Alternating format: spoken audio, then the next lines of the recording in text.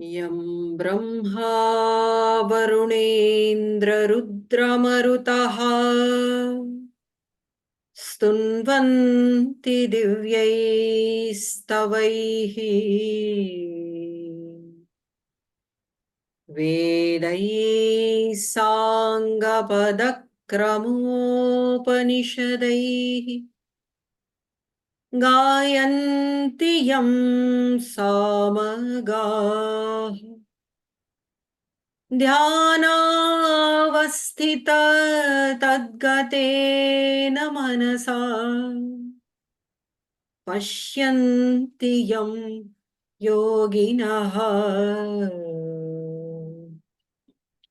Yasyantam navidussura suragana Devaya tasmai namaha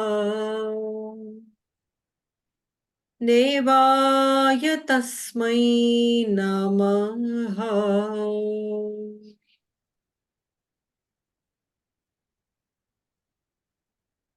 Simple palming.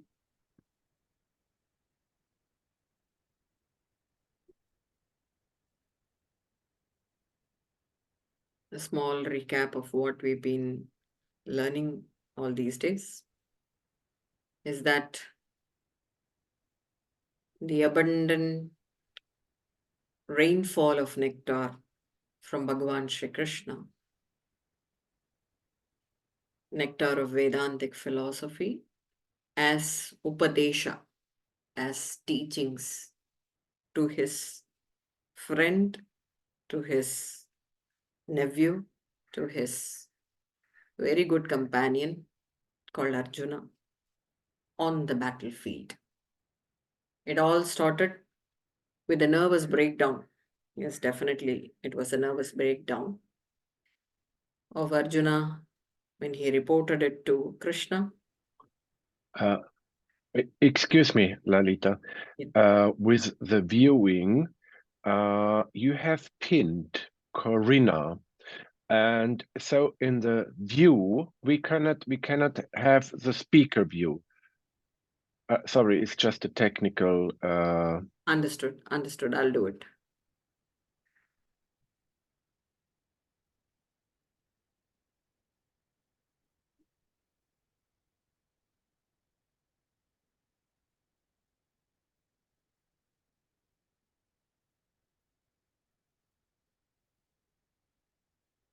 How is it now? Corina is as the speaker, not you. So when I choose the speaker view, Corina is appearing and not you. I only can have the gallery view to view on. Okay.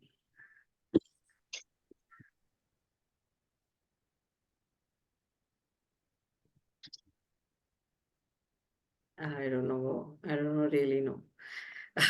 Okay, let it go on. If you in Lalita, then you see her, not me. Fully. How is it now? Doesn't matter. I Okay. keep in the gallery view and let's continue. Sorry. No problem at all. So it is the Upadesha, it is the teachings of Lord Krishna to Arjuna, wherein we left where we understood two different vital information, all facts, figures that we grasp through sense organs, mind, intellect are all transient and hence untrue. And that which is experiential alone can be true. Alone is the truth. What is experiential? Only the I experience can be directly experiential. When do we refer I as? I refer to I as me, my name, my day, my body, my form. Or what do I do? Me, the teacher. Me, the speaker. There's still problem with the speaker version of viewing here, no? So in a similar manner, we have this perceptional difficulty of viewing me, of viewing the speaker. Who is the real speaker? When we drive ourselves inwards, extinguish this ego, sense of I-ness and mine-ness in us, the real I springs out as the direct experience of being blissful, abundant compassion, and existence itself. Moving ahead, Bhagavan Shri Krishna talks about all these verses. When he talks, he is not in the state of a charioteer. He is not in the state of a royal king. He is not a friend there. He is not his guru there. He is only talking in the status of being a rishi himself, a seer himself. Unless otherwise, he cannot project facts like this. Facts of what is true existence. How can you ground yourself down, take that path to that ocean and find the bedrock of that ocean? Find that true I, find that ultimate truth ultimatum. Hence I see no Krishna here, but I see Rishi himself, the seer himself, the sadhaka who had raised up himself, who had lived with the divinity.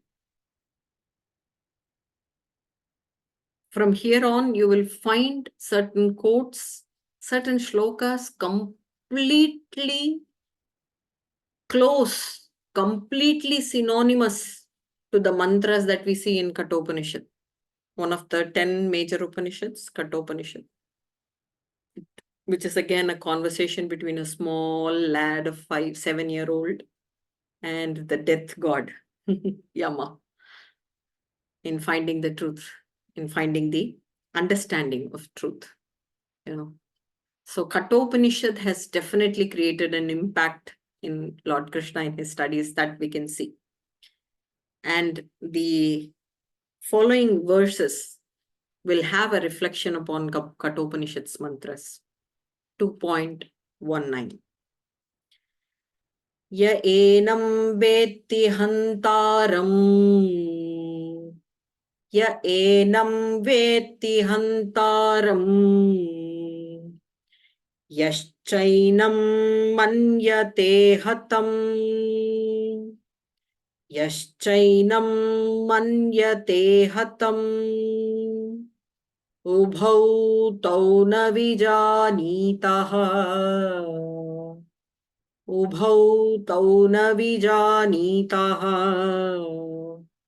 nayam hanti na hanyate, nayam hanti na hanyate. It's the same Kathopanishad, similar verse that is Hanta chain manyate hantum, hataschin manyate hatam, ubau tau na vijanitaha, nayam hanti na hanyate. The same mantra has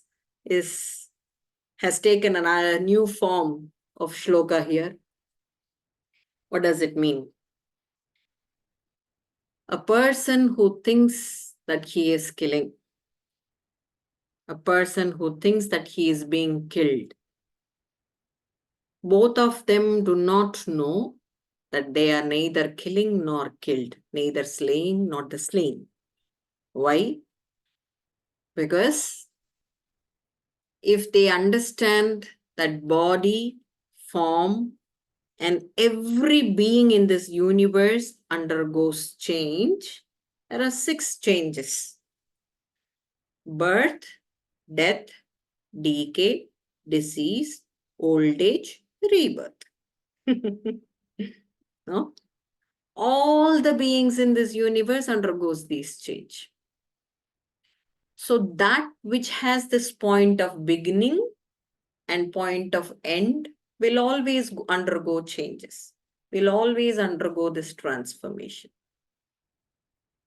So, body, name, form of any being undergoes all these 6 changes because they are non-existing. Only non-existence can reappear.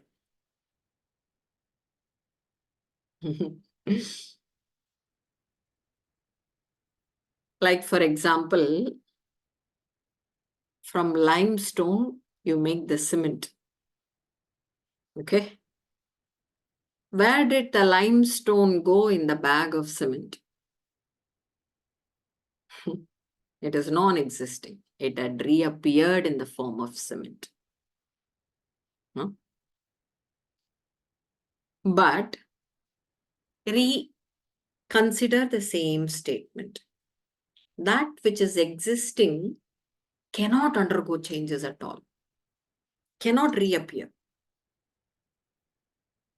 So that which is existing, that which cannot undergo change is the truth, is you, is me, is he, is she, is it. But what do we see? He, she, it in this form, on that label. So Krishna says, when you think I am killing Duryodhana, there is a problem. You think Duryodhana is being killed, there is a problem. Again, I have to have a disclaimer here. I have to give a disclaimer. Bhagavad Gita is not sanctioning killing here. Okay? That you have to keep in mind. I was teaching my younger kid.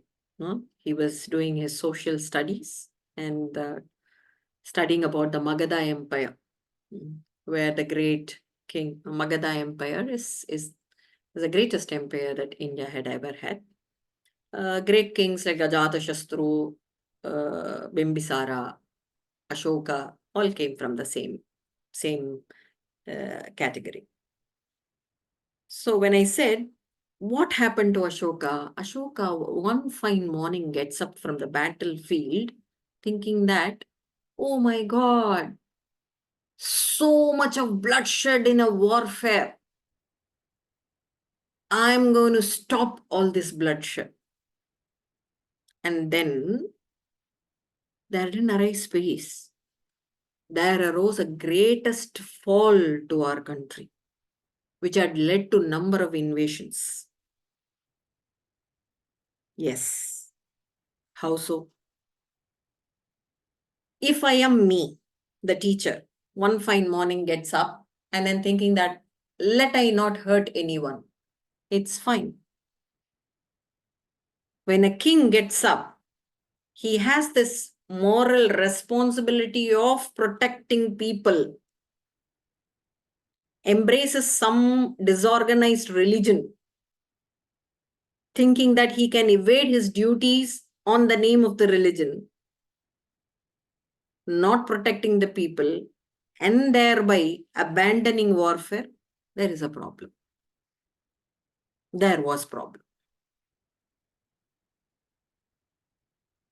Like in Romania, a little of history that thanks to Aurelia and Willie had nurtured me about some Romanian history. We still have some crib against us, right? During the Russian and even Italian interferences in our native country. We can't fight back. Was it non-violence? Was it because of non-violence we couldn't fight back? Or on the grounds of what is called as ethics, morals, and No problem. On the background of this is ethics, this is morals, this is righteousness, are we blinded? Were we blinded? So understand, Bhagavad Gita is not sanctioning killing and at the same time not sanctioning non-killing also. Jivo jivasya jivanam, says Bhagavatam. We always charge against, complain non-vegetarians. My answer to Neha is continuing in this class. That how is that they can kill a jiva, kill a being and then feed on it. On the contrary, see, vegetarians also kills plants' life. So this is not, Aarti, this is for you too. So this is not taking the act in a wrong note. As we have been discussing from Neha's input, the intent behind the action makes it sinful, makes it meritorious. The act, mere act cannot be. It cannot be fulfilling. Mere act cannot be fulfilling because fulfillment is already there in us.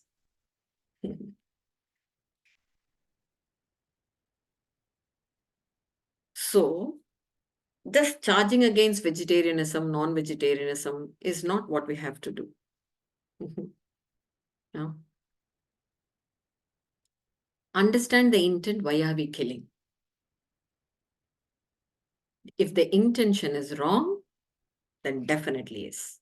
If I am non-vegetarian and I'm killing, I'm eating for my survival. That's one thing. I'm eating more than what is needed for survival. Then it is more killing, right? Then the intention is bad. And you should say all Eskimos are sinful. So there is no standard rules there. The only standard rule is the intent behind any act. If the intent behind any act is going to glorify righteousness for thousands of people, the act is right. If the intent behind the act is going to demean righteousness, act is wrong. That's it. That's it. For you, Aarti, you don't need to drink milk at all. After 20s, you don't need that much protein. A simple amount is for Nico also. Simple amount of protein is enough to do all the repair work, to do the maintenance work, because we're already grown. only for kids until 12, I should say, until 12, for the bones growth, for the muscles charge, we need proteins. Now we are in the state where we just need the maintenance factor. That much protein is enough. But for that, you're going to say, I'm going to abandon all milk products. That's foolishness. No?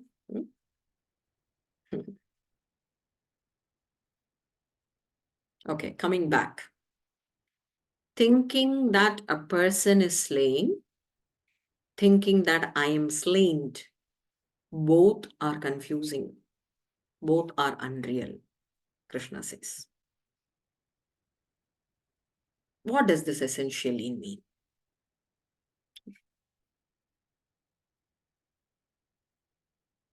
One most important statement that I've been giving all these classes. Pick that as the nectar, as the elixir, and work for. Abandon doership, abandon enjoyership.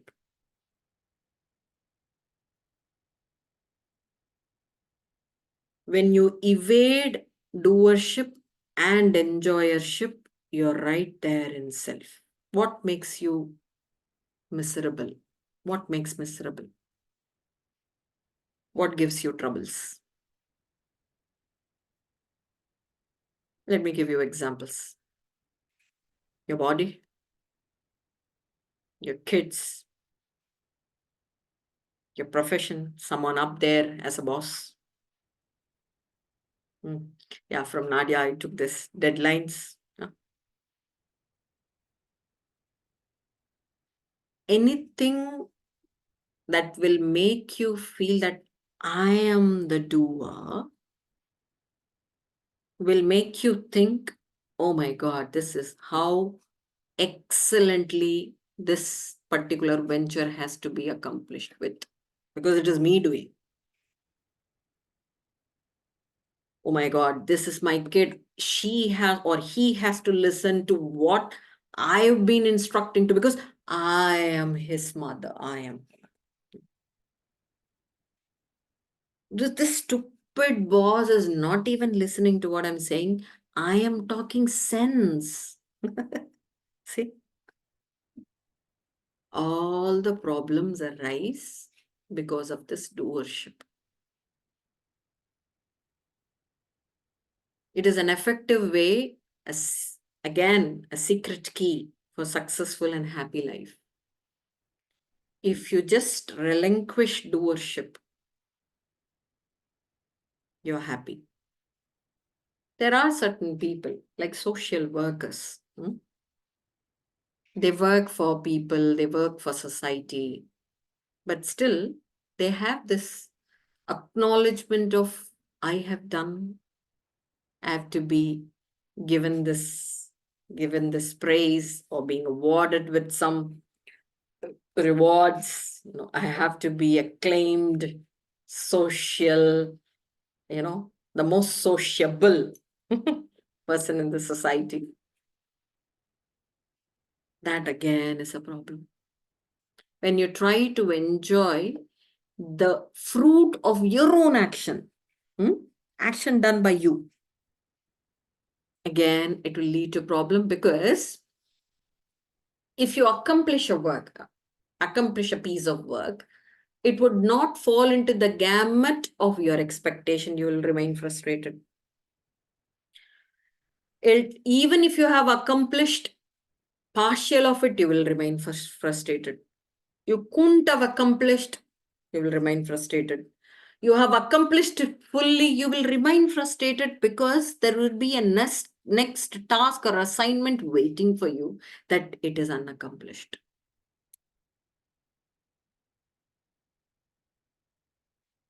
By saying he is not killed, he is not killing, he is saying you're not the doer. Forget that you're the doer. When you could surrender this doership, kartrutvam and bhoktrutvam, you will be happy. Not only happy, you will remain in the state of rest, complete peace. It so happened in Bhagavan Ramana's life history that it was the time of Second World War then. One disciple came up to Bhagavan, there's so much chaos, colossal destruction happening in the world, in the society. What is that you have to say to such a thing? Bhagavan quietly replies, saying that there is no killing, there is no killed. What will you say when a tsunami comes and kills thousands of people? You call it as a murder?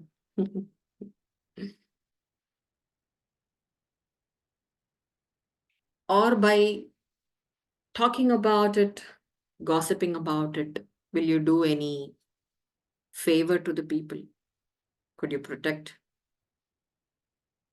This has been already discussed in the previous lesson, yeah.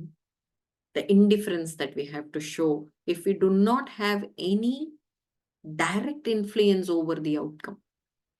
You can't create an outcome. Then why do you have to worry? That's the stage of a seer. Again, there is a word of caution. There's a word of caution. We are not sanctioning killing here. I'm reminding you the disclaimer.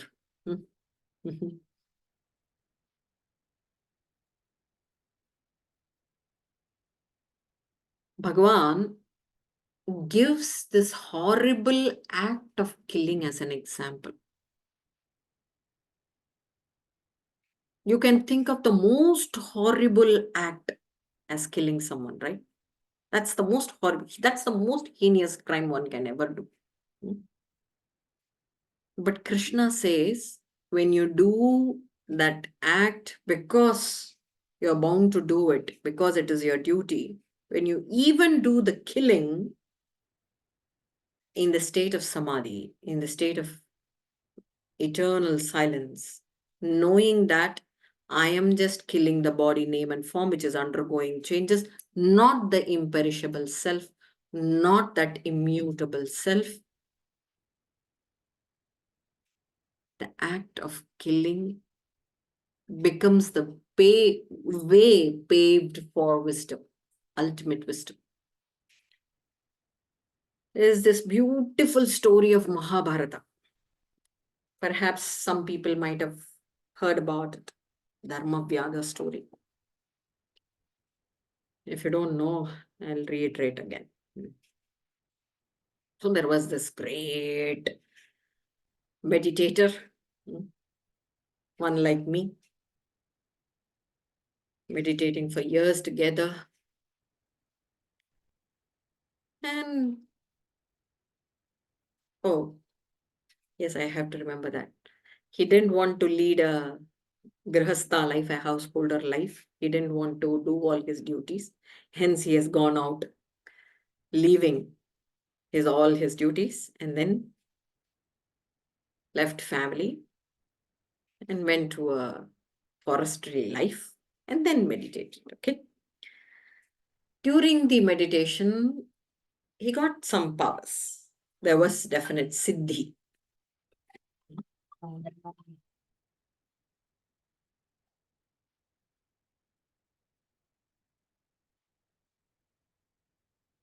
So the powers that he had got, somehow he realized that. One fine morning, there was this crow putting some nasty crap on his shoulder. So he opened his eyes and the kaka was burnt. Huh? The crow was burnt to ashes. He just has to see, open his eyes. Then he learned, oh my God, I got some vibhutis, I've got some powers. Then one fine day, these meditators, these sannyasis have to be in the bhiksha vritti. They have to eat only when they have to get some alms from the householders. So he goes to a house and then asks for bhiksha, bhavati bhikshan dehi. Asks the woman, give some food, give some alms.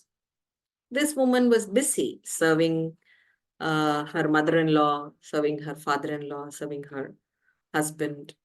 So it took some time for her to come out. And this guy, the meditator who got this recent powers of burning, he frowned at her, scaring her. That woman quietly comes, puts arms on his bhiksha patra, on his vessel, saying that, do you think I will also burn like that crow? This guy was startled. My God, how does she know? That was a one-to-one incident. And then he asks, you are a poor lady working in school, doing all the household chores. And how did you know? How is this wisdom? Where is this wisdom coming from? So this lady smilingly said, I don't have much time. I have some work yet to serve my family to do. But I'll direct you to some person. He will give you the words of elixir. In fact, it is called Vyada Gita. It is also a complete Gita. So she directs him to a person called Dharma Vyada, and then gives this. This is the location. This is the geo pin. You go follow him, and you can pin his address, and then you can talk to him. So this guy goes, and then, to his surprise, finds himself in a butcher's place. That butcher was cutting big blocks of mamsa, flesh, of bull, cow, sheep, goat, everything. And there is complete, very bad odor everywhere. He couldn't stand. He was just inquiring, who is Dharma Vyada? Am I on the right geo position? My cell phone says this is the location. Am I right? He says, yes, I am Dharma Vyada. To his surprise, he asks whether the householder, the woman, had sent him. The same kind of question. And then he prostrates, the butcher himself. This guy, the meditator, so-called power earner, prostrates the butcher. And the butcher says, look, I am cutting flesh. This is this heinous act. Yet, when you keep yourself clean, out of this mental conditionings, out completely, abstaining yourself completely from ego, any act is considered sacred. Hence, Krishna brings the act of killing here. Even the most heinous act of killing can be considered sacred. Here, Arjuna, you ought to kill these people. There's no other chance. There's no other option. We have done everything. There's no other option. You have to vanquish the evil by killing it. But know that all these bodies are not your grandfathers, are not your brothers. You are not what you think you are. Abide by the self. Abstain yourself from this egoistic paraphernalia that you have constructed inside your mind, inside your head. Abide by yourself and then do your duty. Even killing can take you to heavens. Even killing can take you to the layers of ultimate wisdom.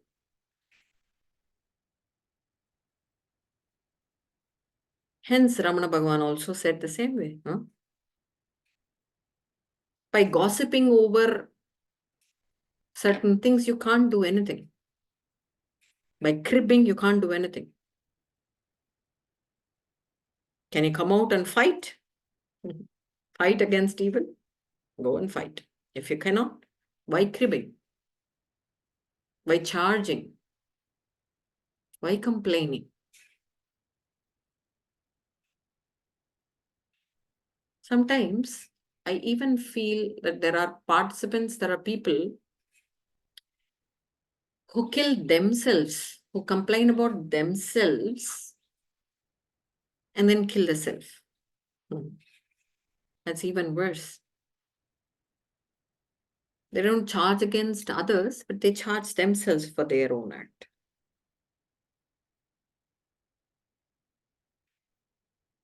I'm not saying that repentance is a wrong emotion. We are humans.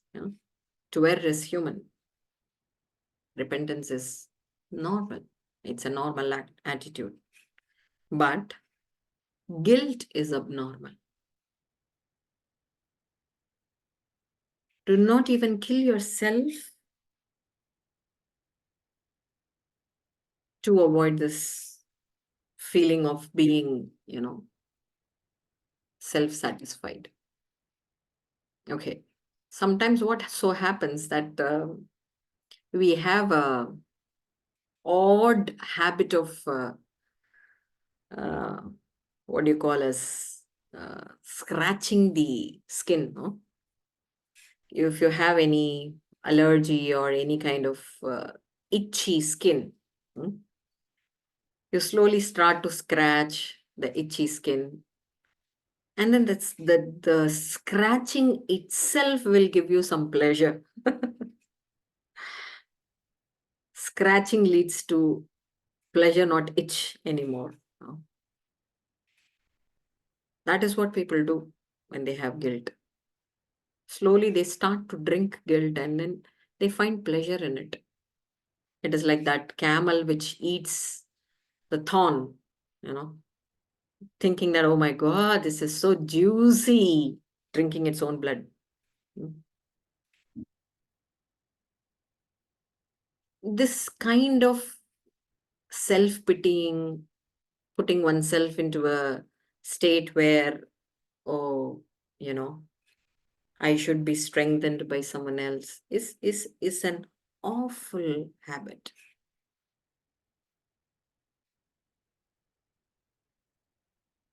So this is one extreme I'm talking. Krishna is talking about. Yeah, the sympathy card, playing the sympathy card. Yes. So one extreme Krishna is talking, I'm talking about the next extreme, the opposite one. All these absolutely absurd activities are done only when we take ourselves that I am the doer, I have to own the credit. All these happens only because of that. I have to gain sympathy. I have to be in a better mood. This is fertile. I have to be here. This is a safe space. All such nonsense. There's this interesting character in Mahabharata, Kunti, supposed to be the aunt of Krishna. You know how she makes the stuti, the stotram, the set of shloka on Krishna. She clasps her hand together. With her hand held together, she asks Krishna, "Oh Krishna, give me sorrows after sorrows. Don't give me any piece of joy." My God, who is this? Where has she come from? What is happening to her, sanity? She is very sane. You know what she says? Only at times of sorrow, you come nearby me. You stand. You are there. And every moment I know you are there. Every moment I'm being secured by this divine strength. And I am abnormally strong with this divine strength. And at times of joy, it so happens that with all the luxuries, I get so diverted, diluted. I become the most indisciplined. See how sane and how smart she is up there. Okay, I've digressed completely from the viewpoint. We come back. Nayam hanti na hanyate. Neither it is killed nor it is being killed. Now substitute it to be our bodies. Okay. Neither us are killed nor we are being killed. Because it is the bodies that transform their shape and form. We remain to exist. That's about 2.19. We move to 2.20. This particular shloka is again a reference from Kathopanishad. And it is a unique thing. unique thing that we see in Krishna, in Rama, that they have this exclusive, ardent devotion towards Shastra, devotion towards Vedas. Not only they did their 7-year study in a Gurukula, in a small school under Maharishi who had nothing as in penny. You don't need to give a fee and an education fee there, you know, to get read, to get well educated from a rishi. Although it was just a 7-year story, and they were very small, from 7 to 14, they are in the Gurukula. They had not just read and, mugged that up and then, gave examinations, passed the examination, aced well. No, not that kind of education. But they have illustrated their life accordingly. Even normal talk that Krishna gives, it is a normal speech, that Krishna is giving. It is an Upadesha that he is giving. But the flavor of Upanishad is coming. Same verses are coming. What age should he be in? Around 28, 30, while he was in the Mahabharata war time. He should have been reading those scriptures 14 when he was 14. If it is still fertile in his mind, what does it mean? He has devoted his life for that verse, for that mantra, is it not? That's the beauty. The second mantra is the next shloka, 2.20, is also the same Kathopanishad verse. I'll let you know. 2.20. न जायते म्रियते वा कदाचित् न जायते म्रियते वा कदाचित् नायं भूत्वा भविता वा न भूयः नायं भूत्वा भविता वा न भूयः अजो नित्यः शाश्वतोऽयं पुराणः अजो नित्यः शाश्वतोऽयं पुराणः न हन्यते हन्यमाने शरीरे न हन्यते हन्यमाने शरीरे. All these lessons will be more impactful when we have lost someone and still the sorrow is fertile in our hearts. Then you will understand the affection, the closeness that we had for that person, be it father, be it mother, be it uncle, be it any kid, God forbid, it shouldn't be so. Be it anyone. It is not that body that we are connected to. Only when they depart, we get to know that we are somewhere connected to the hearts, to the center. In many counseling sessions, I heard this statement.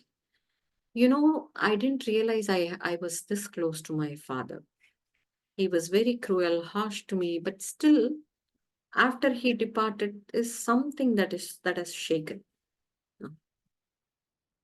So it is not with the emotions, it's not with the mind, it is not with the body that we are connected to. Sorry, I know that I haven't translated the shloka yet. I'll give you one more piece of information.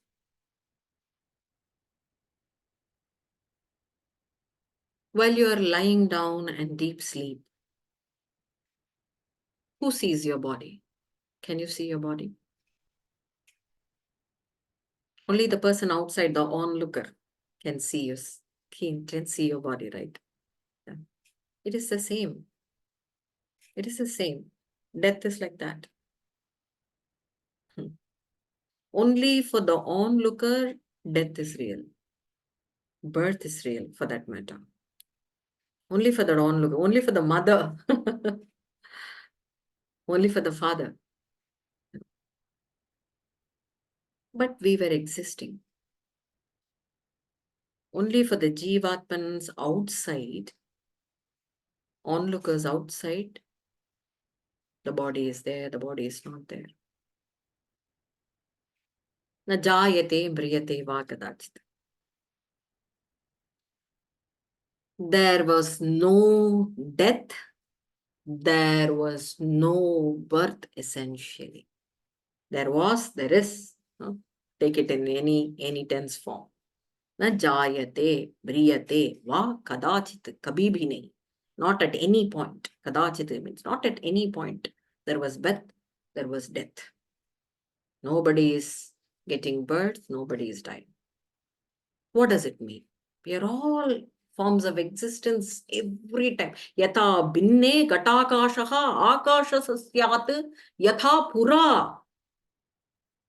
Where did that pot which was broken, the space inside the pot, where did it go? It was as placed as it was, even if the pot was there, even if the pot was broken. The space inside the pot is completely undisturbed. We are that akasha, we are that existence, we are that space. Na jayate mriyate va kadachit. At no point we are getting born, we are getting death. There's no death. Nayam bhutva bhavita va na bhuyaha. There is no appearing, there is no disappearing, hence there is no reappearing. I started with this statement. Only for non-existence there is appearance, disappearance, and reappearance. Only for non-existing. Hence, bodies, mind, intelligence, emotions, everything is an illusion. It's non-existing.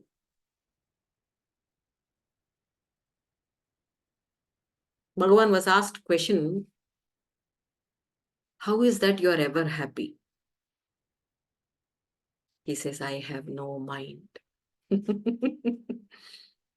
have no mind. Only when there is mind, there is trouble. Only when there is mind, there is form. Only when there is mind, there is body. What happens when you are in deep sleep? There's no trouble. All the troubles of bosses disappear. All the miseries given by our children disappear. All the backache goes. All the sciatica pain goes away.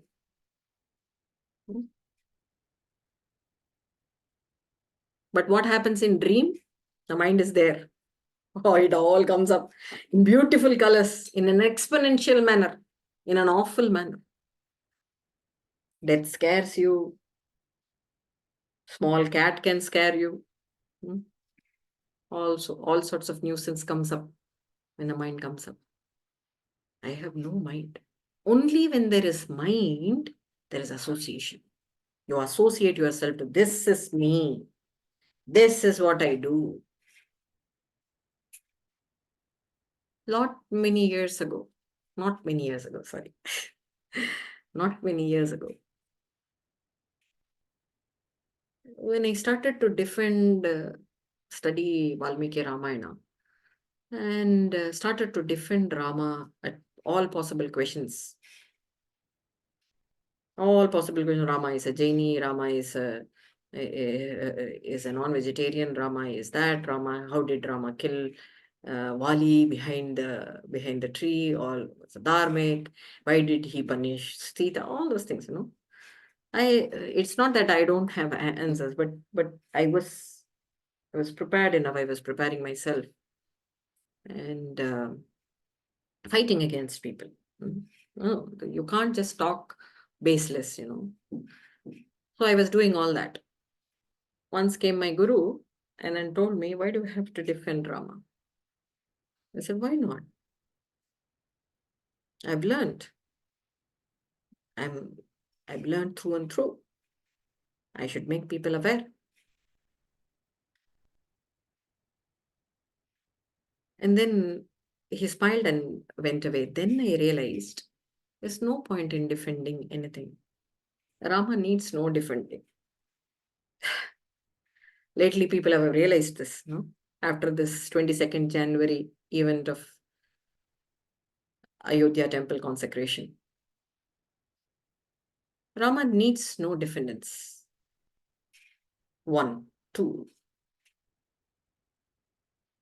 When I defend, what do? Oh, I'm a scholar. I know Valmiki Ramayana. Valmiki Ramayana being authentic. It is the age-old classical text. That is what you have to... All these sorts of things start to ghostly appear. What does a ghost do? It just intervenes and then engulfs you, no? That engulfing happens. And then I realized my guru's words, okay, stop defending. No more engulfing. Let me be me. Where am I? So, no appearing, no disappearing, no reappearing. Nayam bhutva bhavita vana bhuyaha. Ajo nityaha shashvataha ayam purana. Who is the father of me? There's no father. Ajaha. I don't have a father. Son is the father of the father.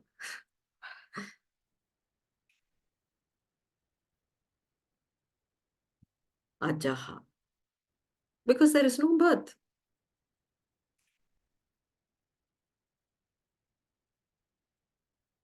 What can you say? Water. Huh? From where did the water molecule come? With the fire. Right? The vapor condenses and then comes out at droplets of water. Agnirapaha. Where did the Agni come? Where did the fire come? From the wind of fire comes. Only with oxygen, fire can be grown. Vayor Agnihi. Where did the wind come? From the space, wind emerged. Akasha Dvayu. Where did space come from? Who is the father of space? Who is the father of yourself? That which is above body, name, and form. Don't name your father, please, here. Ajaha. We are birthless, hence we have ever been that way. Eternal, nityaha, all the time. Shashvataha, that which has been ever present. No? Shashvataha. Nityaha, Shashvataha are all synonymous. But why is he using two different words to emphasize? Nityaha, Shashvataha. Nityaha, that which undergoes no change. Shashvataha, that which is eternal, pure. Ayam Puranaha. This word is interesting. Puranaha.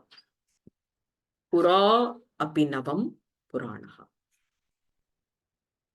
That which is ancient and also ever new.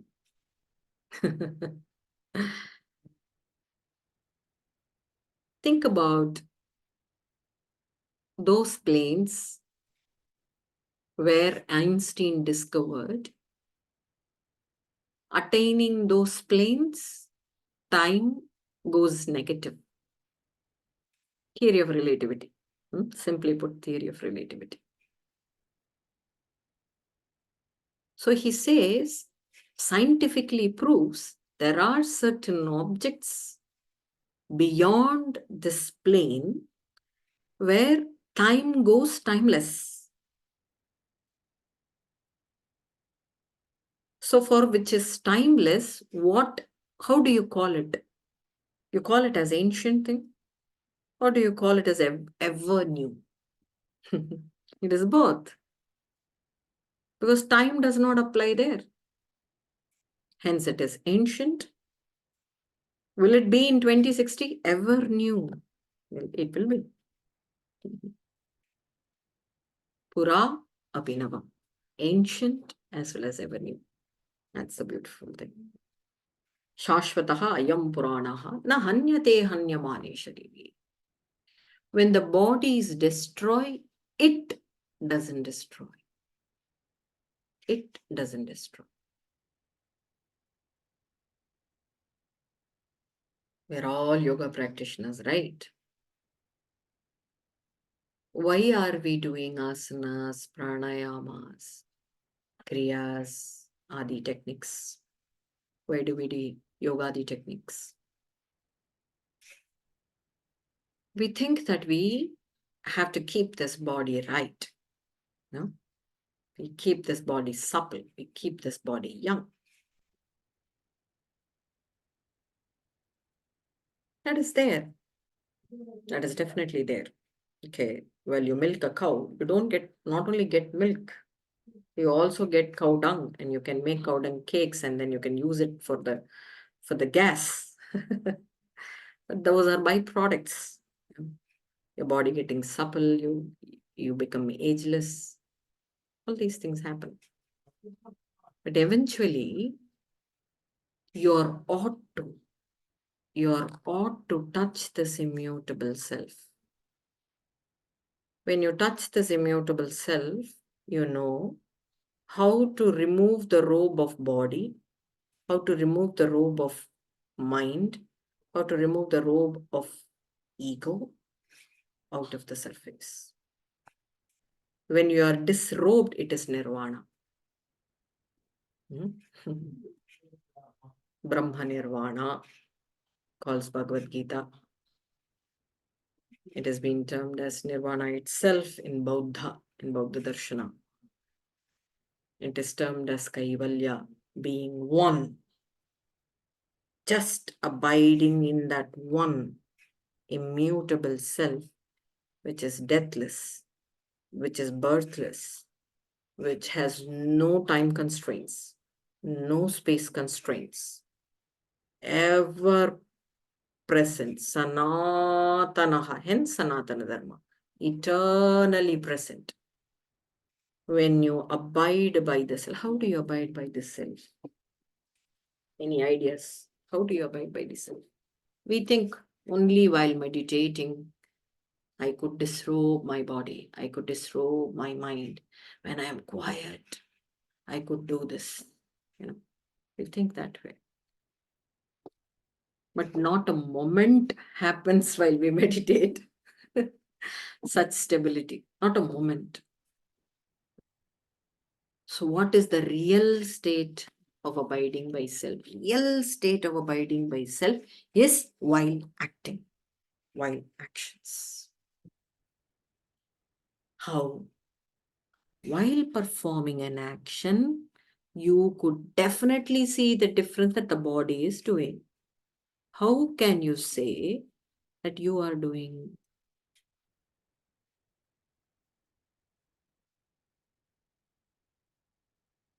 You can definitely say when you are writing a poem that this poem is mine just because you have written it. Can't you think of the inspiration behind the poem being the nucleus of the action? Or the person who taught you the language with which you could write the poem? Or the aesthetic sense cultivated by your mother, by your sister, or by your father, whomever it might be, by which you wrote that poem? For one particular activity, there are a number of grounds that are pushing you to do that. How can you take the credit that you wrote the poem? Hence, simply put, by oh sorry, abidance of self is negating doership, negating enjoyship. Abandon that. That is real sannyasa, not removing clothes.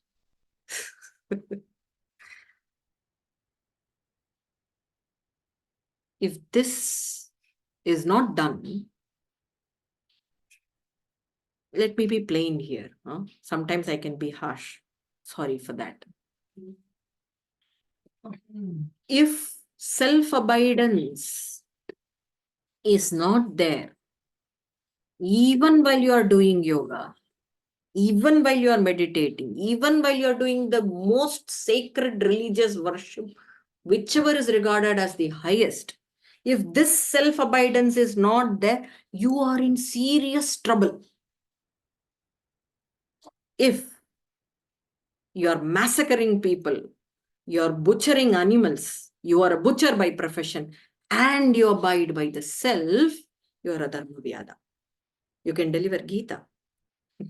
You are the most wisest. Yeah, more things, but I stop here for questions.